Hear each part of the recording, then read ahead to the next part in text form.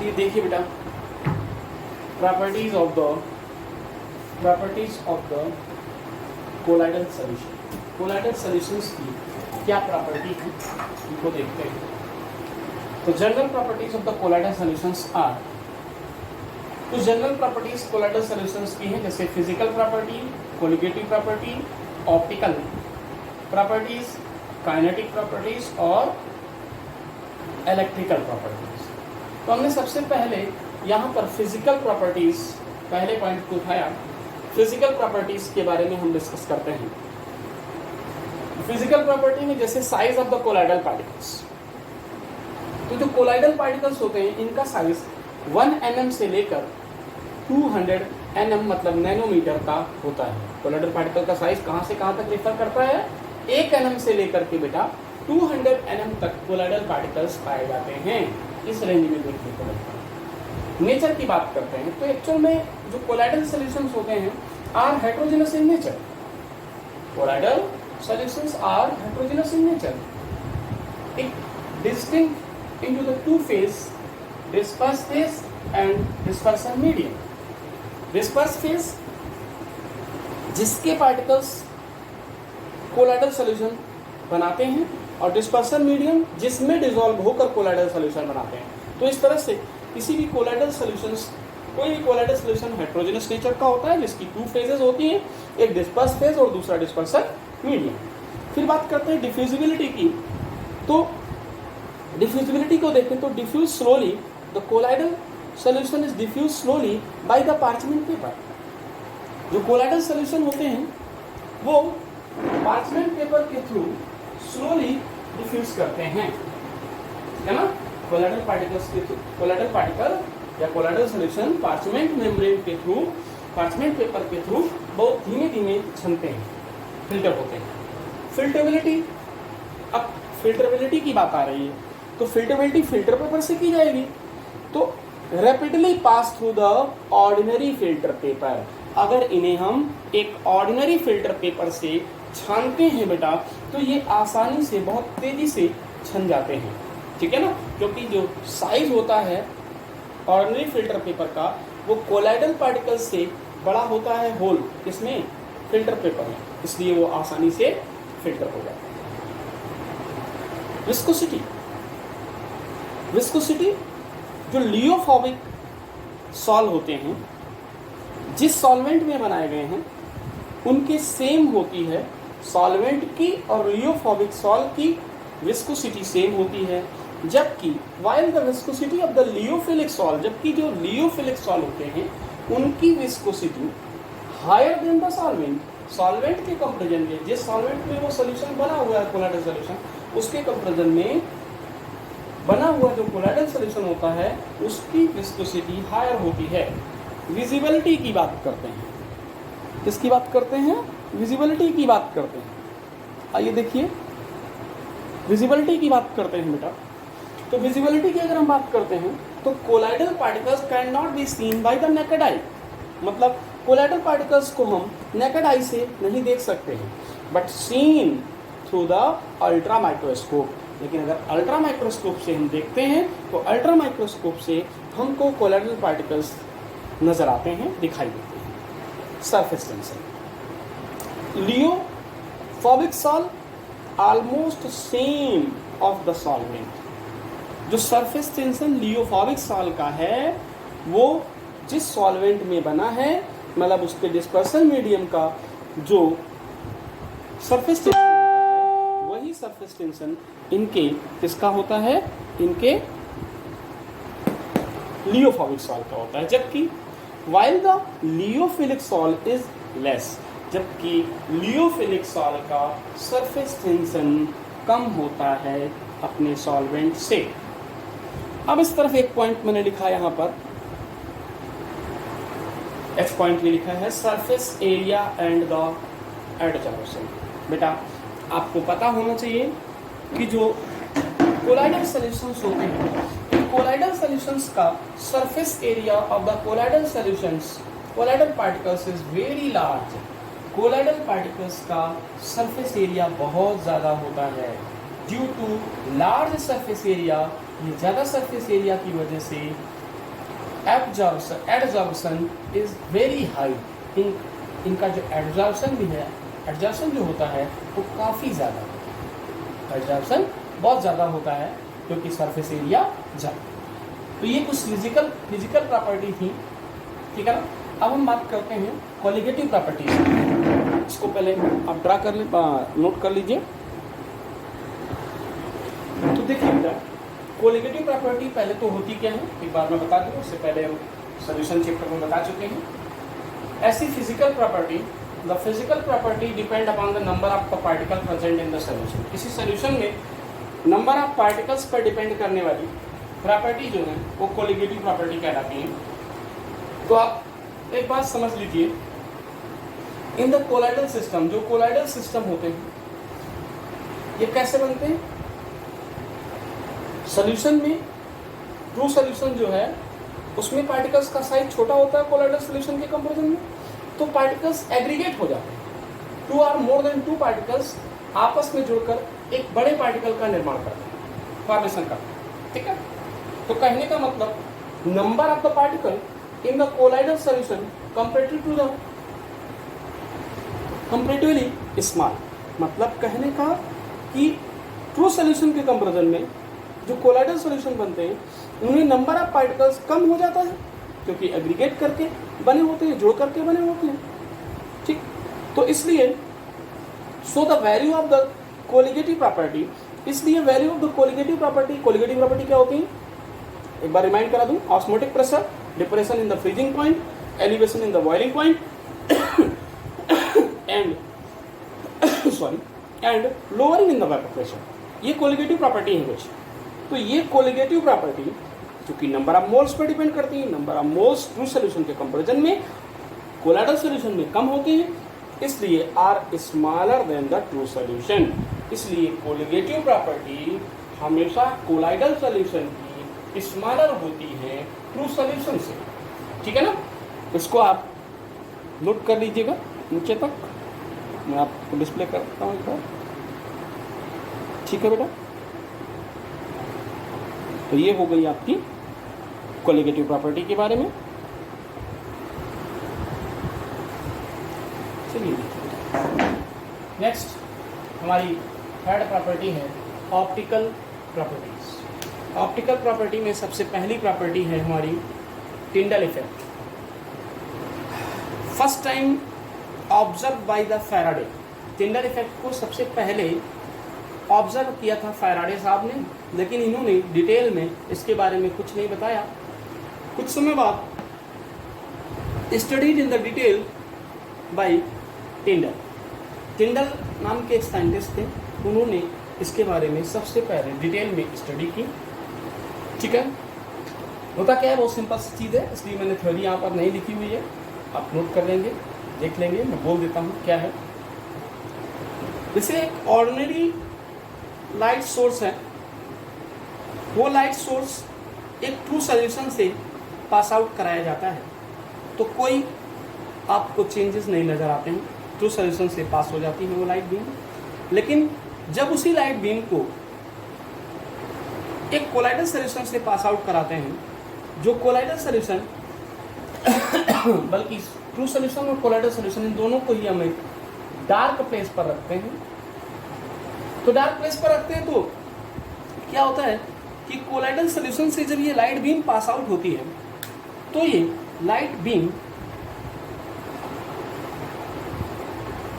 Beam जो होती है बेटा, ये कोलाइडल पार्टिकल्स के थ्रू स्कैटर्ड कर दी जाती है, फैला दी जाती है, और जिस रास्ते से होकर कोलाइडल सॉल्यूशन के अंदर से ये पास आउट होती है, वो एक कोन लाइक स्ट्रक्चर बन जाता है, मैंने ब्लू कलर से दिखाया हुआ है, कोन लाइक स्ट्रक्चर बन जाता है। इस कोन को चूंकि टिंडल ने डिस्कवर किया, इसलिए इसे टिंडल कोन कहते हैं। इस फाइनी पाथ को क्या कहते हैं? टिंडल कोन कहते हैं। और इस इफेक्ट को टिंडल इफेक्ट कहते हैं। व्हेन अ लाइट बीम, देखिए सुन लीजिए, when a beam of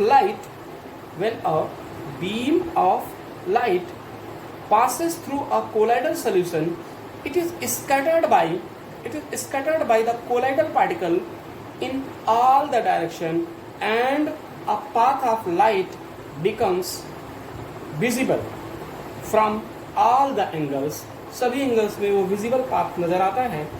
when the light beam is seen from the direction opposite to the incident light, जिस डायरेक्शन से वो लाइट पड़ रही है उसके अपोजिट डायरेक्शन से या 90 डिग्री से यहाँ से आप जब आप देखते हैं तो आपको ये टिंडल कोन स्पष्ट नजर आता है। बेटा आपको देखने के लिए यहाँ से देखना पड़ेगा। ये सपोज दैट मेरी आई, ठीक है ना, यहाँ से हम देखते हैं, यहाँ से आई लगाकर आँख से देखते हैं तो आपको।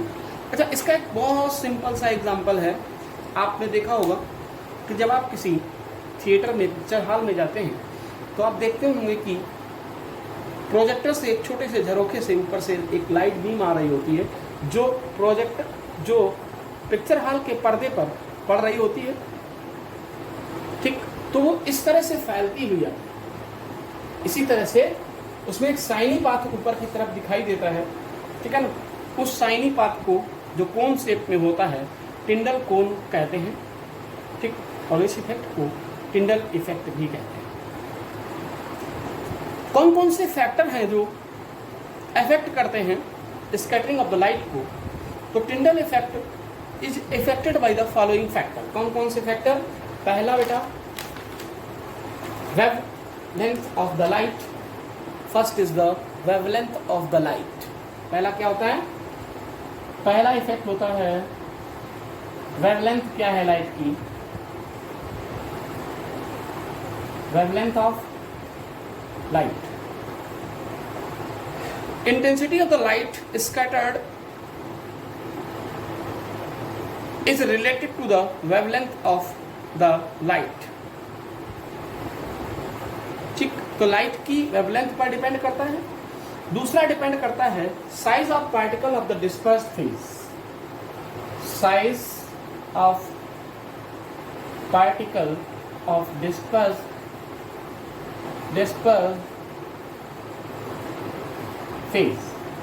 फेज की पार्टिकल्स का साइज क्या है? Larger the size of the particle of the disperse phase greater the magnitude of scattering.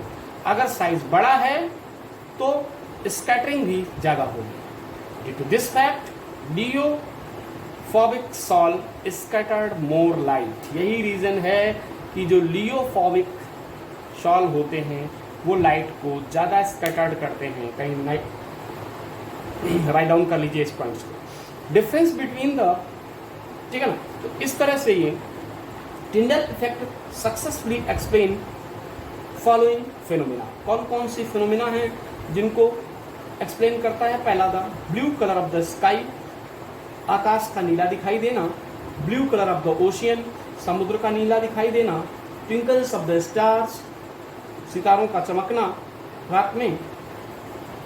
Illumination of the light rays path in a dark room, जब किसी डार्क रूम में एक पतली सी लाइट बीम किसी झरोखे से, किसी झिरी से निकल कर आ रही होती है तो आप देखते हैं वो चमकती है।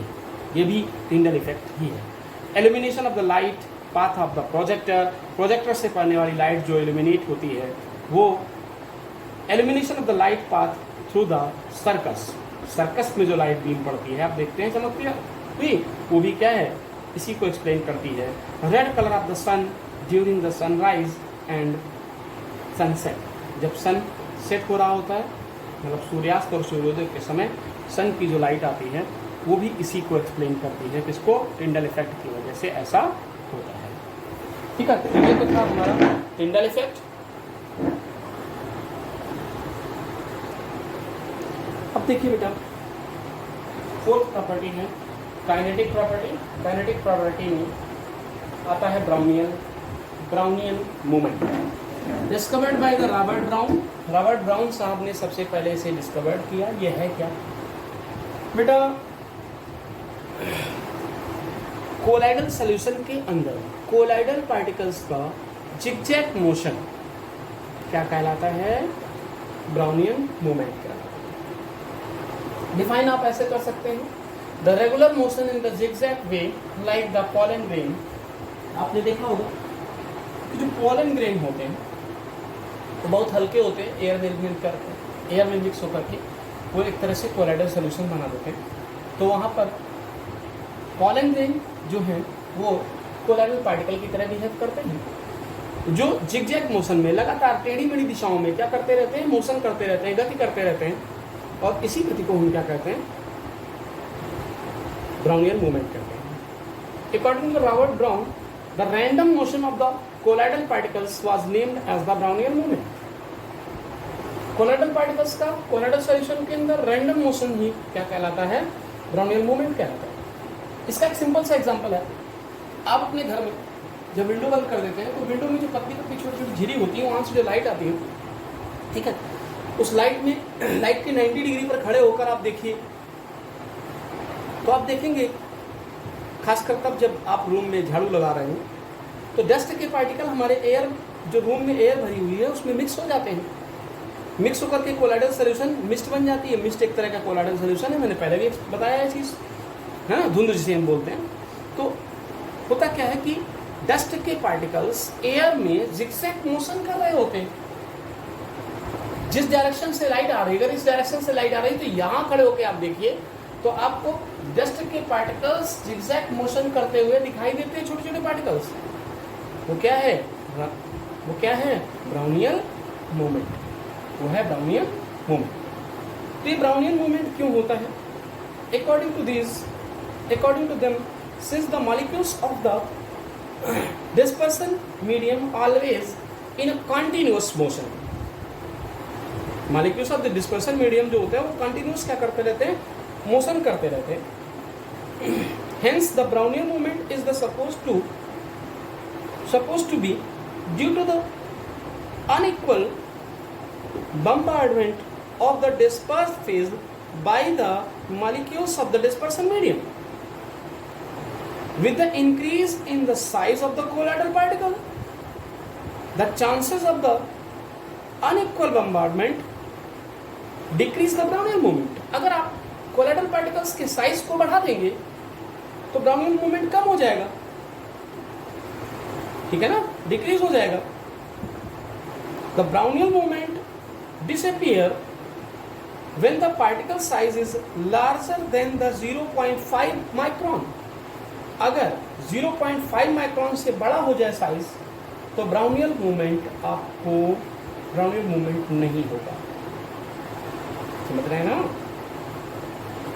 This is because the possibility of the bombardment is decreases on increasing of the particle size.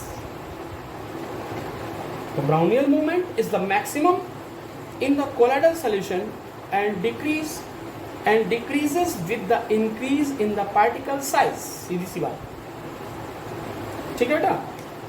तो ये ब्राउनियन मूवमेंट है। एप्लीकेशन ब्राउनियन मूवमेंट के क्या है आपने देखे होंगे। Due to the collision of occurring between the particles of the dispersed phase and dispersion medium, Brownian movement stabilize the colloidal system.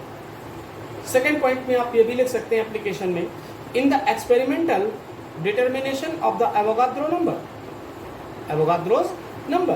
Third point एक और आप लिख सकते हैं एप्लीकेशन में, the Brownian movement provides the evidence in the support of the kinetic theory of the matter. जो ये Brownian movement है ये काइनेटिक थ्योरी को एक्सप्लेन करता है मैटर की काइनेटिक थ्योरी में भी तो यही कहा गया है ना, कि मॉलिक्यूल्स जो होते हैं वो हमेशा जिगजैग मोशन करते रहते हैं। तो ये तो था बेटा हमारा काइनेटिक प्रॉपर्टी तक हमने आपको एक्सप्लेन किया। इलेक्ट्रिकल प्रॉपर्टी के लिए क्योंकि कुछ इंपॉर्टेंट टॉपिक आ जाते हैं इसलिए मैं इसको यहाँ पर एक्सप्लेन नहीं करूँगा। नेक्स्ट वीडियो आपको हमारा देखना पड़ेगा इसके लिए, ठीक है ना? फिलहाल इसको नोट कर लीजिए।